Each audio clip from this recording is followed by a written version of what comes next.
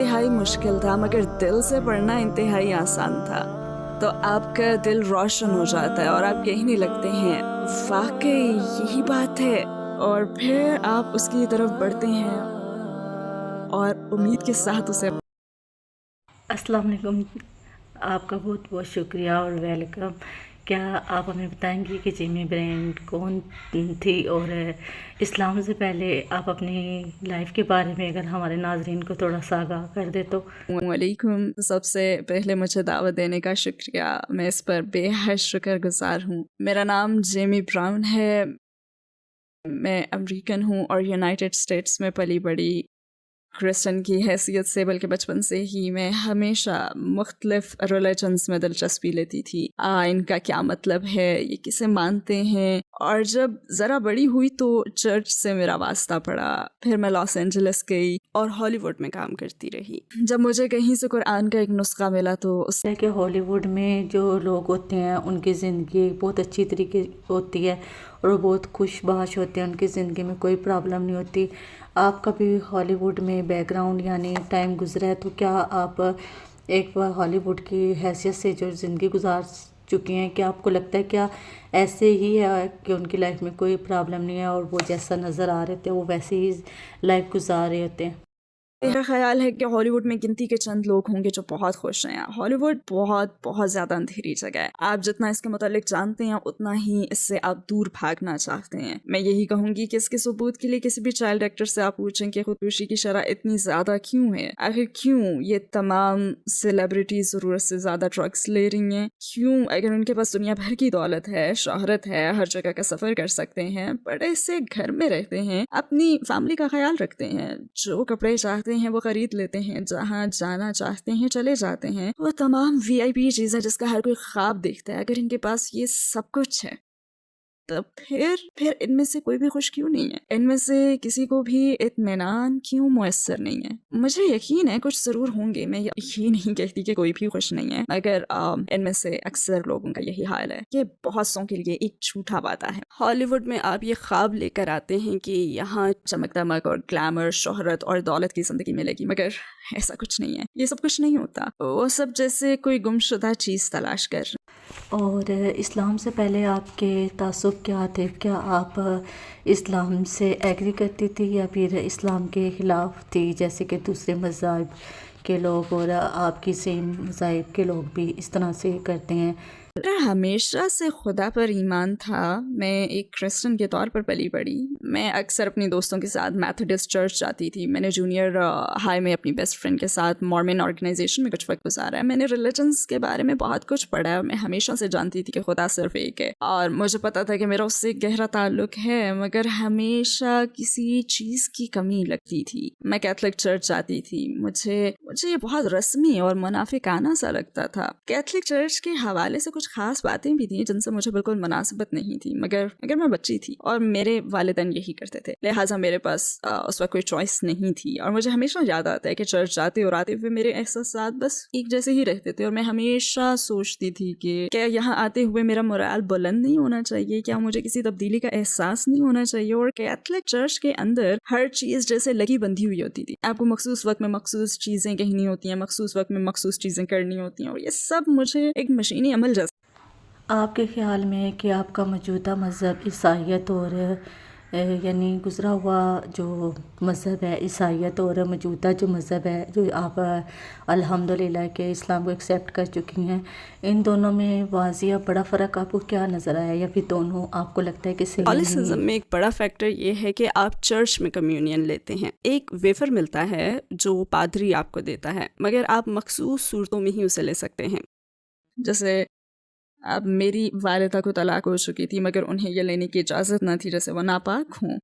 ہمیشہ ہر بات جیزس کے متعلق ہوتی ہے، اور ہمیشہ بتایا جاتا کہ جیزس کتنے رحم دل تھے اور وہ ایسے تھے ویسے تھے. تو میں نے کہا کہ آپ کے خیال میں جیزس میری والدہ کو یہ نہ لینے دیتے؟ مطلب آپ نہیں سمجھتے کہ انہیں معاف کر دیا جاتا؟ انہوں نے اپنے راستے الگ کر لیے اور اب خوش ہیں، یہ ہنسی خوشی ملتے ہیں، یہ دونوں دوست ہیں. اس لیے ہماری زندگی میں اتنی خوفناک چیز کیوں بنا دیا گیا ہے، اور اتنی زیادہ کہ ہمیں چرچ میں بھی مخصوص چیزیں کرنے کی اجازت بھی نہیں ہے، اور مجھے یہ پسند نہیں تھا. اور پھر ٹرینٹی ट्रिनिटी का तस्वर भी मुझे समझ में नहीं आता था, यानी फादर, बेटा, रूहुल कुद्स, जीसस और खुदा एक ही हैं। जीसस जिस्मानी रूप में खुदा है? नहीं, ऐसा नहीं जो मैं हमेशा सोचती थी। यहाँ ज़मीन पर जो कुछ हो रहा है वो क्या है? क्या खुदा देख नहीं सकता, या खुदा सुन नहीं सकता, या खुदा को सब कुछ देखने के लिए यहाँ ज़मीन पर हो तो तरना पड़ा? ये बात अकल में नहीं आती। खुदा हर चीज़ देखता है, उसे एक इंसान के जिस्म में यहाँ आने की ज़रूरत नहीं है। ऐसी किसी भी बात ने मुझे किसी बड़े फैसले तक तो नहीं पहुंचाया, लेकिन हाँ, शुकूक शुबहात के कई कतरे टब में जमा होते रहे कि फला बात समझ से बाहर है, मैं इन पर ध्यान नहीं दूंगी। और मसला ये था कि जब मैं सवालात पूछती तो कभी मुझे उनका जवाब नहीं। नज़दीक सबसे बड़ा फ़र्क जीसस के पैगंबर होने और जीसस के ट्रिनिटी का हिस्सा होने के बीच है, क्योंकि मेरा मानना है कि खुदा एक है। मैंने कभी फादर, बेटा और रूहुल कुद्स के बारे में नहीं सोचा, क्योंकि एक जमा एक बराबर एक नहीं होते। मैं हमेशा किसी चीज़ की तलाश में थी, क्योंकि मैंने इन सब बातों के साथ उस चीज़ को कभी नहीं माना था। लिहाजा मेरे ख्याल में हमें जीसस की ज़िंदगी और उनके पैगाम को जानना चाहिए, ना कि चर्च की सिखाई हुई बातों को। तो क्या हम देखेंगे जीसस ने खुद क्या कहा? जीसस ने कभी भी नहीं कहा कि मेरी इबादत करो। जीसस ने कभी नहीं कहा कि मुझसे दुआ मांगो। और अगर जीसस का चेहरा ज़मीन पर था और वो इबादत कर रहे थे, और अगर वो जिस्मानी शक्ल में खुदा थे, तो फिर वो किसकी इबादत कर रहे थे? ये बात अक्ल में नहीं आती। और मैं उनका तौर तरीका जानती हूँ, क्योंकि जब आप एक क्रिश्चियन चर्च में हो तो फिर आपको यही चीज़ें माननी पड़ती हैं। मसलन तुम्हारी हिम्मत कैसे हुई ये सवाल पूछने की? और खुद मुझे इसका तजुर्बा हो चुका है, जब मैंने एक नहीं बल्कि कई चर्चेस के पास्टर से ये सवाल पूछ लिया, सवालात मत पूछो। और मुझे इस्लाम की इस बात से प्यार है कि ओ बिल्कुल नहीं, किसी और की बात पर यकीन ना करो, बेहतर है कि खुद सवालात पूछो। तो इस्लाम के मुतालिक पहले आपके ख़यालात कैसे थे? क्या आप में इस्लाम के ख़िलाफ़ कोई तअस्सुब था? शुरू में मुझ में इस्लाम के ख़िलाफ़ कोई तासुब नहीं था। मुझे वो ख़बरें नापसंद थी जिनमें दहशतगर्दों को दिखाया जाता, और हमें बस यही नज़र आता है कि कुछ लोगों की फुटेज हैं जो सड़कों पर अल्लाहु अकबर के नारे लगा रहे हैं और लड़ रहे हैं, और वो उन्हें भारी मशीनी गनों के साथ दिखाते हैं और यूं ज़ाहिर करते हैं जैसे ये असली खबरनामा नहीं बल्कि हॉलीवुड का सेट हो। हम अमरीकियों को ये एक बहुत बड़ा झूठ पढ़ाया गया है कि मुसलमान कितने बुरे होते हैं और वह हमें ख़त्म करना चाहते हैं। नहीं, ऐसा नहीं है। मैं सोचती थी कि ये इस तरह का पुरस्कार मज़हब है जिसके मुतालिक मैं नहीं जानती, और ना ही मुझे इसे जानने की ज़रूरत थी, क्योंकि मेरे ख़्याल में ये मेरी अपनी परवरिश के अंदाज से बहुत मुख्तलिफ था। लिहाजा मैंने सोचा कि ये जो चाहे इन्हें करने दो, मैं बस अपना काम करूँगी। मुझे नहीं मालूम, ये तो मेरा पागलपन है। ये लोग आवाम के बीच मुश्किल में हैं और ये लोग पता नहीं क्या कर रहे हैं, तो बस इन्हें अपने अंदाज से जीने दो। क्या आप हमें बता सकती हैं अपनी उस ज़िंदगी के बारे में जो आपने हॉलीवुड में गुजारी, और आपका हॉलीवुड में सफ़र कैसा रहा, और दूसरे नंबर पे आपने हॉलीवुड में कैसे एंट्री की, वहाँ पे आप कैसे गए, ये सब? जाने से पहले मैं एक सैलून में बतौर हेयर स्टाइलिस्ट काम कर रही थी, और मैंने ग्राफिक डिज़ाइन भी किया था। दरअसल मेरी वालिदा एक कमाल की ग्राफिक आर्टिस्ट हैं। मैं बस फुल टाइम हेयर स्टाइलिस्ट थी, और फिर ये सोचकर मैं कैलिफोर्निया गई कि मैं वहाँ पे एक सैलून में ही काम करूँगी। मगर फिर फ़ौरन ही मैं एंटरटेनमेंट इंडस्ट्री में चली गई। हॉलीवुड में हमेशा ये बात कही जाती है कि आप क्या जानते हैं यह हम नहीं हैं, आप किससे जानते हैं ये हम है, और ये बिल्कुल सच है। वहाँ मैं अपनी ज़िंदगी की सबसे हैरान कुन शख्सियत से मिली, जिसका नाम लीसा बेटवी था। उसने मुझे एक दिन देखा, जिस दिन हम मिले थे, कहने लगी, तुम्हें नहीं पता मगर मैं तुम्हारी ज़िंदगी बदलने वाली हूँ। मैं हेयर सैलून से प्रोडक्शन में चली गई, और फिर मैंने खुद को एक टीवी शो के सेट पर पाया, और मैंने सोचा वाह, मैं ये कर सकती हूँ। ये कुर्सी के पीछे खड़े होने से ज़्यादा पुरलुत्फ है। और कई लोगों के स्टैंडर्ड्स के लिहाज से मैं ये कह सकती हूँ कि मैं एक ड्रीम लाइफ गुजार रही थी। लेकिन फिर जैसे जैसे चीज़ें आगे बढ़ी, मेरे अंदर इत्मीनान और कामयाबी का एहसास कम होता गया। मैं बेवर्ली हिल्स में रह रही थी, मैं एक शानदार जॉब कर रही थी, मेरे पास पैसा था, मैं घूमती फिरती थी, बहुत बहुत मज़े की ज़िंदगी गुजार रही थी। फिर बिलाखिर मैंने सोचा ये वाकई मज़ेदार ज़िंदगी तो है, मगर ओके, इसके अलावा और क्या है? जैसे आप अपने मकासद पा लेते हैं ना, वो मकासद जिन्हें आपने अपने लिए घर लिया होता है, जो ही आप उन्हें पा लें तो फिर समझ नहीं आता कि आप क्या करें। बहुत से लोग सोचते हैं कि ये चीज़ें आपको बहुत ज़्यादा खुश करती होंगी, मगर नहीं, ऐसा बिल्कुल नहीं है। ये एक ज़्यादा बड़े स्टेज पर नॉर्मल लाइफ होती है। आपको फ़ौरन ही ये एहसास होने लगता है कि इनमें से बहुत से लोग खुश नहीं हैं। हॉलीवुड में तो तकरीबन हर चीज़ ही नकली है। आपको ये सेलिब्रिटीज़ अपने उन हवेली नुमा घरों में नज़र आती हैं जिन्हें वीडियो शूट्स के लिए किराए पर लिया जाता है। आप उन्हें शानदार कारें चलाते हुए देखते हैं, वो भी किराए की होती हैं। वो एक फ्लैट बेड ट्रक पर सेट तक पहुंचते हैं। वहाँ बहुत सी हैरत अंगेज़ चीज़ें रूनुमा होती हैं, मगर वो एक बहुत बहुत ज़्यादा अंधेरी जगह है। कुरान पढ़ना जब आपने स्टार्ट किया तो उसके बाद आप अपने फेवरेट शहर यानी अपने ख्वाबों के शहर एलए को छोड़ के आप मराकश क्यों शिफ्ट हुई? आप एलए में ही क्यों नहीं रही? ऐसी क्या आपको कुरान पाक की वजह से आपको लगा कि आपको एलए में नहीं रहना चाहिए, आपको मराकश जो कि एक अरबी मुल्क है वहाँ पे चले जाना चाहिए? ही आसान था। मैं बस इससे थक चुकी थी। मज़ीद किसी ख्वाहिश का हुसूल बाकी नहीं रहा था। आपका एक तसव्वुर होता है और आप सोचते हैं कि ये कैसा होगा एलए, और जब आप वहाँ पहुँचते हैं तो महसूस होता है कि ये तो उससे बहुत मुख्तलिफ है जो टीवी पर नज़र आता है। वहाँ रहने की हकीकत मेरी तवक्को से इंतहाई ज़्यादा मुख्तलिफ थी और शानदार है, वहाँ मज़ा भी है, मगर मैंने एलए के लिए हर वो चीज़ तकरीबन खो दी थी जिसकी मुझे ज़रूरत थी। और उस मौके पर मैं कोई और चीज़ तलाश कर रही थी जो कि एक फैंसी कार चलाने, एक फैंसी इलाके में रहने और मेरे अब तक किए गए कामों से ज़्यादा इत्मीनान बख्शो। ये सब चीज़ें मेरे लिए गैर अहम थीं और लोग मुझे कहा करते कि तुम आखिर कैसे एक सूट केस में हर चीज़ पैक कर लेती हो, यानी कैसे तुम अपने सारे सामान से पीछा छुड़ा लेती हो। और मैं कहती चीज़ों की परवाह करता ही कौन है। मैं अपने दोस्तों से मजाक करती और वो कहते ओ तुम्हारा सारा सामान। तो मैं कहती सामान की परवाह किसे है। वो कहते तुम्हारे घर पर लगे उस बेड फ्रेम का क्या होगा जो इतना शानदार है कि तुम खुद को उससे जुदा ही नहीं कर सकती। और मेरा यही जवाब होता है कम ऑन, छोड़ो उसे, सिर्फ एक चीज़ ही तो है और ये बस इस्तेमाल की चीज़ें हैं। लिहाजा मेरे लिए वो ज़िंदगी छोड़ देना बहुत आसान था जहाँ मादी ज़िंदगी की पूजा की जाती है।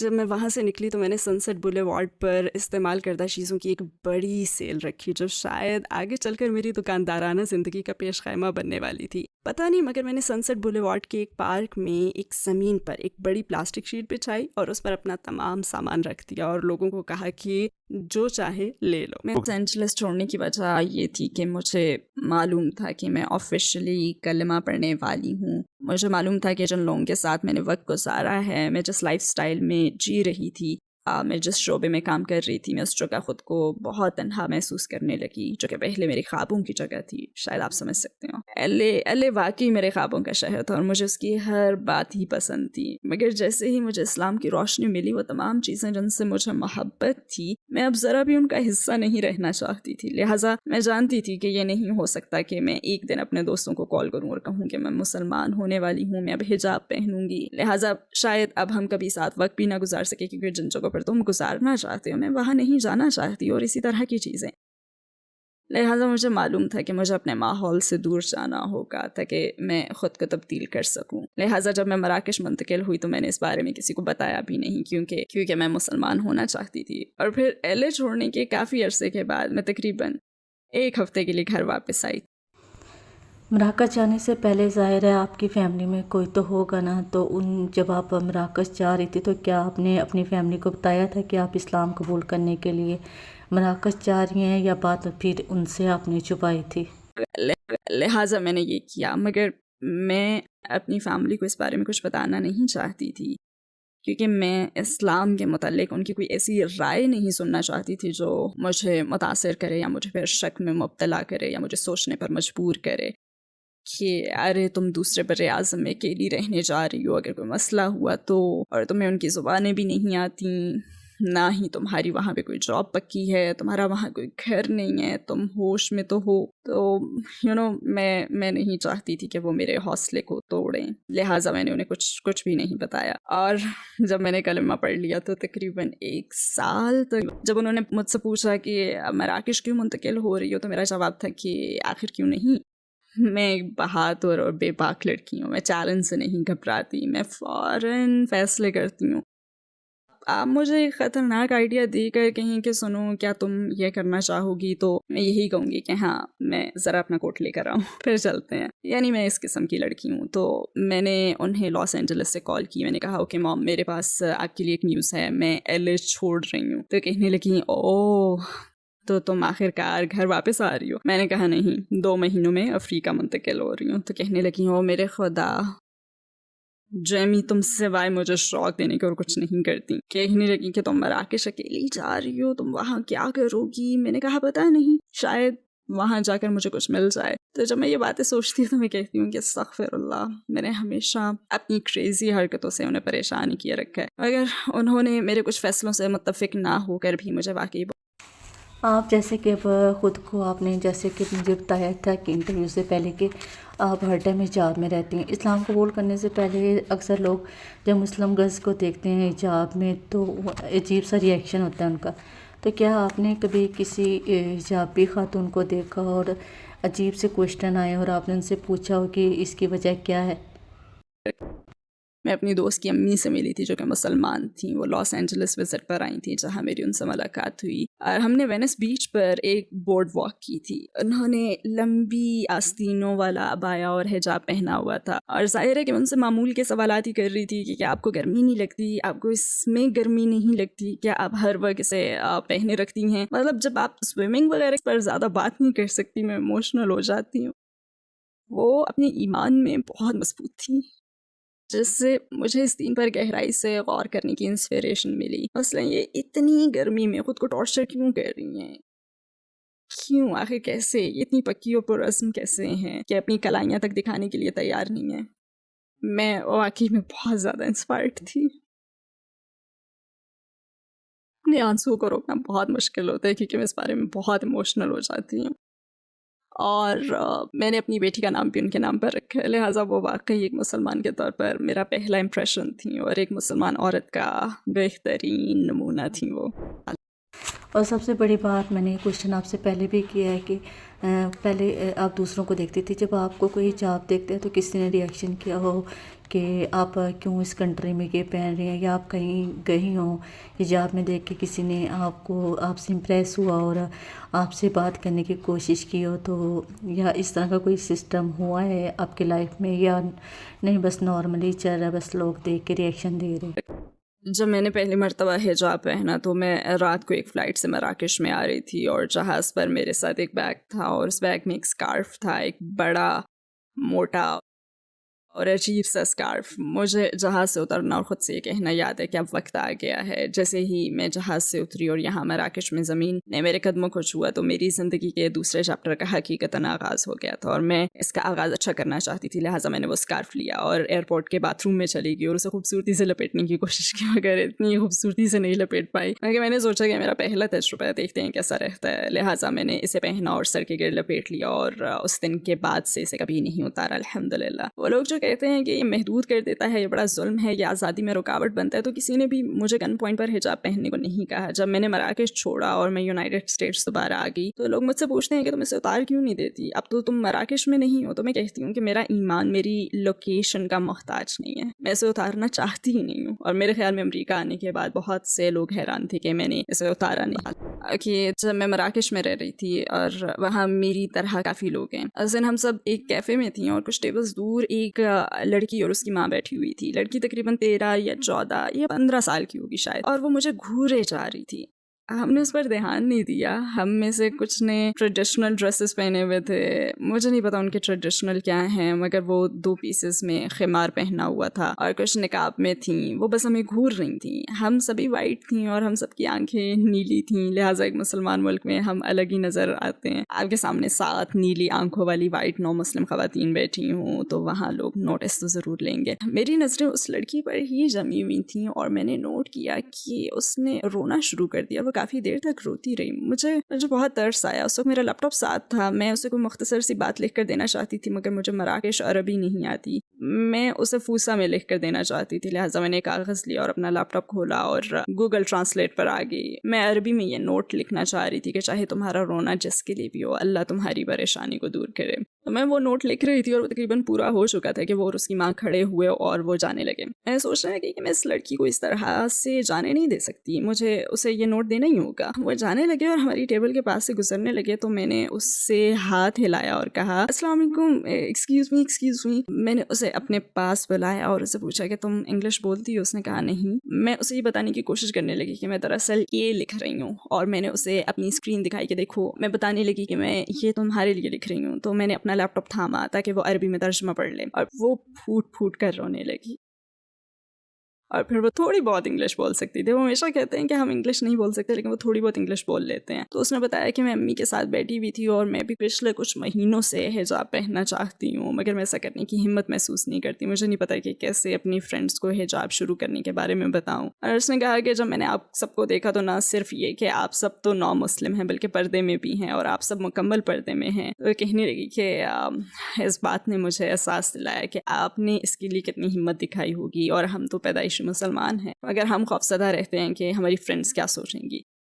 مگر یہ دیکھ کر کہ آپ لوگوں کو کسی کی سوچ کی پرواہ نہیں ہے اور آپ یہ سب صرف اللہ کو راضی کرنے کے لیے کر رہی ہیں, اس سے مجھ میں حجاب پہننے کی خواہشہ بہت زیادہ بڑھ گئی ہے. تو ظاہر ہم سبھی اس وقت رونے لگی اور ہم سب نے اسے بلایا, ہم سب نے اسے خوب گلے لگائے اور ہم نے ایک دوسرے کے نمبر لیے. اور مشکل سے 2 ہی ہفتے گزرے تھے کہ میری اس سے اور اس کی ماں سے آمنا سامنا ہو گیا. اور وہ ٹائٹ جین اور کراپ ٹاپ ٹی شرٹ کے بجائے فل میکسی ٹی شرٹ, لمبی آستین اور مکمل حجاب میں تھی. اور مجھے یہ دیکھ کر بہت بہت خوشی ہوئی.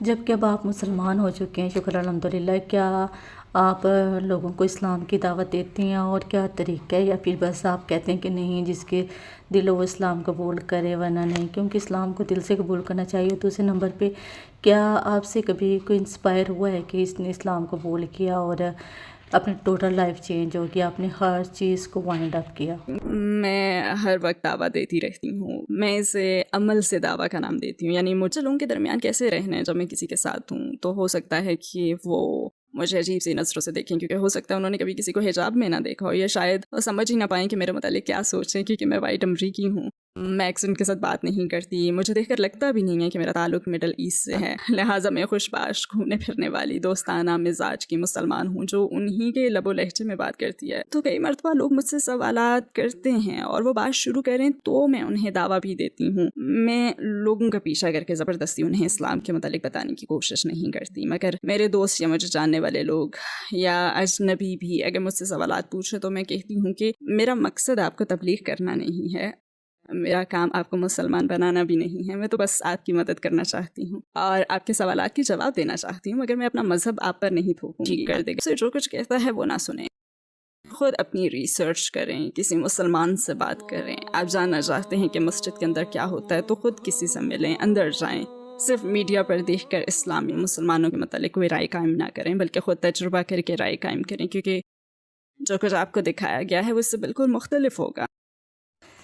کیا آپ ہمیں تفصیل سے بتا سکتی ہیں کہ جب آپ نے کلمہ پڑھا آپ کی کنڈیشن کیا تھی, آپ نے اس ٹائم کیا محسوس کیا, اور وہاں پہ جو پبلک تھی ان کا ریئیکشن کیا تھا؟ آپ ظاہر ہے آپ کے لیے بھی بہت بڑا ٹائم تھا اور مسلمانوں کے لیے بھی یہ بہت زبردست ہوتا ہے, تو اس ٹائم آپ کو کیا لگا؟ وہاں کے لوگوں کا ریئیکشن کچھ الگ تھا یا بس نارمل ہی تھا جیسے چرچ وغیرہ میں جاتے ہیں؟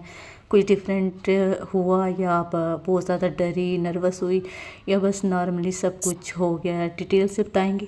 وہ نیو ایئرز ایو 2010 تھا اور میں کاسا بلانکا میں حسن ٹو مسجد میں گئی. یہ ساحل سمندر پر بنی ایک بہت بڑی مسجد ہے. میں اس کے پچھلے حصے میں گئی. انہوں نے مجھ سے تمام سوالات پوچھے جیسے کہ کیا تمہیں کوئی مجبور کر رہا ہے, کیا تم خود تیار ہو, اپنے فیصلے پر قائم ہو؟ میں نے کہا ہاں. انہوں نے مجھے کچھ ہدایات دیں. ظاہر ہے کیمرے سے میری فلم بنائی گئی, بڑی بڑی لائٹس میرے چہرے پر پڑ رہی تھیں. میں ایک پتے کی طرح لرز رہی تھی اور میں بہت زیادہ نروس تھی. ظاہر ہے مجھے عربی نہیں آتی تھی, لہٰذا میں نے دروازہ کھولا اور کیمرے کی لائٹ سے میری آنکھیں چندھیا رہی تھیں. میں نے باہر دیکھا تو مجھے صرف لوگوں کا ایک بہت بڑا ہجوم نظر آیا اور وہ سب مجھے گھور رہے تھے. لہٰذا سب نے مجھے اور بھی نروس کر دیا. ان کے پاس ایک چھوٹا سا مائک تھا اور وہ مجھے پورا طریقہ سمجھا رہے تھے. جیسے ہی میں نے کلمہ پڑھا تو میرے کانوں میں اللہ اکبر کے نعرے گونجنے لگے اور میں سوچنے لگی کہ کیا یہ نعرے میرے لیے لگا رہے ہیں, انہیں میری اتنی پرواہ کیوں ہے. مطلب میں نہ سمجھ سکی کہ ان سب کو اتنی پرواہ کیوں تھی اور یہ سب اتنے ایکسائٹڈ کیوں تھے. یہاں تو کوئی بھی نہیں جانتا کہ میں کون ہوں, پھر بھی یہ معاملہ ان کے لیے اتنا اہم کیوں ہے. عربی میں وہ کلمہ پڑھنا انتہائی مشکل تھا مگر دل سے پڑھنا انتہائی آسان تھا. اور پھر دروازہ بند ہو گیا. میں نے 1 منٹ لیا کیونکہ وہ مجھے نماز پڑھنے کا کہہ رہے تھے اور وہ کہنے لگے کیونکہ آپ طریقہ سیکھنے کے لیے ہی پڑھ لو, مگر مجھے نماز پڑھنی آتی نہیں تھی. اور پھر مجھے ایسا محسوس ہوا جیسے میں کوئی نقلی چیز ہوں. کیونکہ مجھے معلوم نہیں تھا کہ میں کیا کر رہی ہوں، اور وہ بہت زیادہ جذباتی ہو رہے تھے. یہ ان کے لیے ایک بہت بڑا واقعہ تھا. میں سوچنے لگی کہ بس کھڑا ہونا ہے اور ختم، زمین پر سر جھکا کے کھڑا ہونا ہے. پتہ نہیں، مجھے نہیں معلوم تھا کہ میں نماز کیسے پڑھوں، لہٰذا میں نے فوراً ہی خود کو ناقص محسوس کیا. پھر میں سوچنے لگی کہ اوکے، میں مسلمان ہوں اور پھر یہ سارے مسلمان نماز پڑھ رہے ہیں اور میں ابھی بالکل نہیں ہوں، جیسے نہیں پتہ کہ کیا کرنا ہے. تو کوئی بات نہیں، تو میں نے اپنے طور پر نماز پڑھی. کچھ پتہ نہیں تھا کہ میں کیا کر رہی ہوں، مگر تھوڑی دیر پہلے جو کچھ میں نے کیا تھا اس پر ابھی تک شوق کی حالت میں ہی تھی. یہ سب خیر حقیقی سا محسوس ہوا تھا. اور پھر اس کے بعد کلمہ پڑھنے کے کچھ ہفتوں کے بعد مجھ میں جذبات کا ایک طوفان برپا ہو گیا اور میں نے خود کو ایک بالکل مختلف شخص محسوس کیا. مجھ میں دین کے لیے ایک انتہائی زیادہ پیاس پیدا ہو گئی تھی. جیسے کہ ہم سب جانتے ہیں کہ اسلام میں ہر چیز کا، ہر مذہب کا حل موجود ہے. تو جب آپ نے اسلام قبول کیا تو آپ کو کیا لگتا ہے کہ امریکہ کی ریاست کیسے 3 بڑے کون سے مسائل ہیں جو قرآن پاک حل کر سکتا ہے؟ میں کہوں گی کہ صرف 3 نہیں ہے، بلکہ پورا معاشرہ ہی مسائل کا شکار ہے. پورے معاشرے کو مدد کی ضرورت ہے. پورا معاشرہ اپنی ہی نظروں میں گر چکا ہے. میں سمجھتی ہوں کہ اسلام امریکہ کو تقریباً ہر لحاظ سے ہی فائدہ دے سکتا ہے. اور میرا یہ مطلب نہیں ہے کہ بہت ڈرامائی انداز میں، مطلب یہ ہے کہ یہ گائیڈ لائن ہے. اور اسلام ایسے سخت اصولوں کا مجموعہ نہیں ہے جو آپ کی زندگی کو مشکل بنا دیں. نہیں، بلکہ یہ ایک ایسی مکمل اور خوشگوار زندگی گزارنے کی گائیڈ لائن ہے جس میں آپ اللہ کو بھی راضی رکھتے ہیں. اور اگر آپ چھوٹی موٹی تبدیلیاں کرتے ہیں تو مجھے لگتا ہے کہ اس کا معاشرے کو ناقابل یقین فائدہ ہوگا. مگر میں کسی جگہ کسی شعبے کی نشاندہی نہیں کر سکتی کہ اسلام اسے ٹھیک کر دے گا، کیونکہ حقیقت میں اسلام تو ہر چیز کو ہی ٹھیک کر دے گا. میں یقین سے کچھ کہہ نہیں سکتی کیونکہ مستقبل کا حال مجھے نہیں معلوم، مگر اتنا جانتی ہوں کہ 9/11 کے بعد نتیجتاً بہت بڑی تعداد میں لوگوں نے اسلام قبول کیا. تو میرے خیال میں یہ صورتحال کہیں زیادہ مختلف ہے، کیونکہ جب ہم 9/11 کو دیکھیں تو ہمیں بتایا گیا کہ اس میں دہشت گردوں کا ہاتھ ہے، حالانکہ ایسا نہیں تھا. ہمیں بتایا گیا کہ یہ دہشت گرد ہمارے ملک پر حملہ کر رہے تھے اور ہمارے اپنے ہی گھر میں حملہ کیے جانے کے باوجود اس کے نتیجے میں کئی غیر مسلم اسلام قبول کر رہے تھے. اب آپ ایسے واقعات دیکھ رہے ہیں جو دنیا کے دوسرے حصے میں ہو رہے ہیں، اور جس طرح سے وہ غزہ میں سب کچھ ہوتا دیکھ رہے ہیں ان کے دل ٹوٹ رہے ہیں. تو اگر براہ راست امریکہ کو نقصان پہنچانے والے ایک واقعے سے اتنے لوگ مسلمان ہو سکتے ہیں تو پھر سوچیں کہ ایسی صورتحال دیکھ کر کتنے لوگ مسلمان ہوں گے کہ جب ہم پر حملہ نہیں کیا گیا بلکہ ہم صرف برائی کو ہوتا ہوا دیکھ رہے ہیں. اور میرے خیال میں بہت سے لوگ پکا ایمان، فلسطینیوں کا پکا ایمان دیکھ چکے ہیں.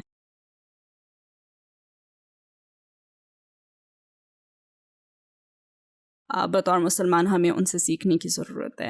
آپ ان لوگوں کو دیکھتے ہیں جو واقعی ناقابل تصور المیہ سے گزر رہے ہیں، اور ہمیں اس کا تصور کرنے کی بھی ضرورت نہیں کیونکہ ہم یہ سب براہ راست دیکھ رہے ہیں. اور اس ناقابل برداشت انسانی صورتحال کے باوجود ان سب کی انگلیاں اوپر کی جانب ہیں اور وہ کہہ رہے ہیں لا الہ الا اللہ ہر مرتبہ. اور دنیا دیکھ رہی ہے کہ جس طرح مسلمان اللہ پر بھروسہ کرتے ہیں، آپ ان مسلمانوں کی طرف سے وہ ریاکشن نہیں دیکھتے جس کی توقع دنیا کرتی ہے، بلکہ آپ کو یہ بالکل ہی مختلف نظر آتے ہیں. آپ کو رحم دلی کے لمحے، نرم دل اور ایک دوسرے کی مدد کرتے ہوئے لوگ نظر آتے ہیں. دنیا آخر کار دیکھ رہی ہے کہ مسلمان مانسٹرز نہیں ہیں جیسا کہ ہمیں طویل عرصے سے دکھایا جا رہا ہے. ہم موویز کے وہ کیریکٹرز نہیں ہیں جن کے سروں کے گرد پگڑیاں لپٹی ہوئی ہیں اور ہر طرف بندوقیں. مسلمان ایسا نہیں ہے. مسلمان تو وہ ہے جسے الاقصی میں قتل کیا جا رہا ہے. مسلمان تو وہ ہے جو اپنی بیوی اور اپنے 11 بچے دفنا رہا ہے اور پھر بھی کہہ رہا ہے الحمدللہ الحمدللہ، اور پھر بھی مضبوط ہے. لہذا دنیا دیکھ رہی ہے کہ مسلمان نرم دل ایمان والے لوگوں کا ایک گروپ ہے جو یہ جانتے ہیں کہ پورا معاشرہ مل کر ایک بچے کی پرورش کرتا ہے. اور جب ہم دیکھتے ہیں کہ وہ تمام بچے جن کی اب فیملی باقی نہیں رہی تو یہ ڈاکٹرز کیسے ان کی دیکھ بھال کر رہے ہیں جیسے یہ ان کی اپنی ہی بچے ہوں. اور ہم اسلام کا یہ چہرہ دیکھ رہے ہیں جسے جھٹلایا نہیں جا سکتا. آپ ایک مسلمان سے سب کچھ چھین سکتے ہیں مگر آپ ہمارا ایمان نہیں چھین سکتے. انشاءاللہ. مجھے بلانے کا بے حد شکریہ. آپ کے تمام سوالات میرے لیے اہم تھے، اور اگر کوئی یہ ویڈیو دیکھ رہا ہے تو پلیز میرے والدین کے لیے دعا کریں کہ وہ مسلمان ہو جائیں انشاءاللہ.